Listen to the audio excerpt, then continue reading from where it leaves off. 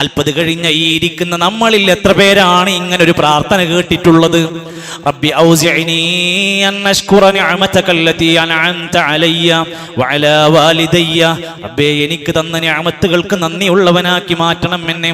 എൻ്റെ വാപ്പാക്കും ഉമ്മാക്കും ചെയ്തു കൊടുത്ത എല്ലാ നിഅമത്തിനും നന്ദിയുള്ളവനാക്കി മാറ്റണം. വഅൻ അഅമല സാലിഹൻ തർദാ, നീ ഇഷ്ടപ്പെടുന്ന ഒരുപാട് പ്രവർത്തനങ്ങൾ ചെയ്യാനും സഹായിക്കണം. വഅസ്ലിഹ് ലീ ഫീ ദുർരിയതി, എൻ്റെ മക്കളെയെല്ലാം എനിക്ക് നന്നാക്കി തരണേ പടച്ചോനെ. ഇന്നി തുബ്തു ഇലൈക വ ഇന്നി മിനൽ മുസ്ലിമീൻ, ഞാൻ പശ്ചാത്തപിക്കുന്നു, ഞാനൊരു നല്ല മുസ്ലിമീങ്ങളിലായി മാറാൻ ശ്രമിച്ചുകൊണ്ടിരിക്കുന്നു.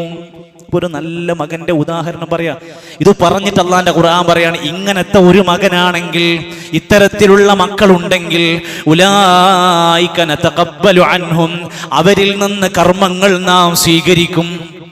വനതജാവസു അൻ സയ്യിആതിഹിം, അവരുടെ പാപങ്ങൾ നാം പുറത്തു കൊടുക്കും. അതേപോലെ തന്നെ അവർക്ക് സ്വർഗത്തിൽ നാം വാഗ്ദാനം ചെയ്യുകയും ചെയ്യുന്നതാണ്. അള്ളാഹുവിൻ്റെ ഏറ്റവും മഹത്തരമായ സ്വർഗം ലഭിക്കുന്ന ഒരു മകനെ കുറിച്ച് അവിടെ പറയും.